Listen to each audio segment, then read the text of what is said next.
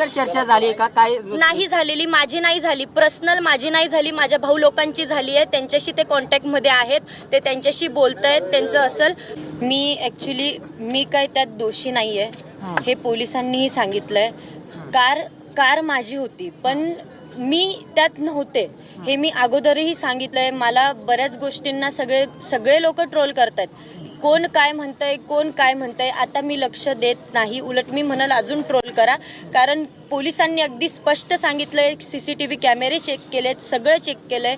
मी त्या गाडीत नव्हते तरीही मला दोषी ठरवलं जातंय. तर मी आता ह्या गोष्टीकडे लक्ष देणार नाही जास्त. त्यांनी असा आरोप केला की आम्हाला मदत करण्यासाठी त्यांचा हे बघा दादा, आरोप करायला मला सगळे बसलेत आता. असं नाहीये, मी प्रत्येक वेळेस मी ट्रोल होत असते. माझी सुरुवातीपासून तर आतापर्यंत मी ट्रोलमध्येच चालली आहे. जो तो येतं बोलून जातं, आता याच्याशी सगळं जे असेल ते सगळं न्यायाने व्यवस्थित सगळं व्यवस्थित होईल. माझा पोलिसांना पूर्णपणे सहकार्य आहे. जे काही दोषी असतील त्यांना पूर्णपणे नक्की शिक्षा मिळावी, माझा पूर्णपणे सपोर्ट आहे या गोष्टीला.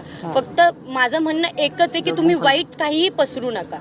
त्यावेळेस तुम्ही पुढे येऊन बोलायला पाहिजे होतं, असं देखील बोललं जात आहे. मी ज्यावेळेस तिथं माझ्या भाऊ लोकांना पाठवलं, जसे रिप्लाय आम्हाला आले त्यावरनं मला वाटलं की मी भाऊ म्हणजे माझेच भाऊ होते, त्यांना पाठवलं. मला असे रिप्लाय आले, त्यामुळे मी हा विचार केला की मी जाऊन पण काही उपयोग नाहीये तिथं, म्हणून मी काही गेले नाही. कुटुंबियाशी आपण संपर्क केला का? मदत करण्याची भावना होती का? होती ना, म्हणूनच मी मदत केली ना. मी मदतीचा हात पुढे केला होता. काय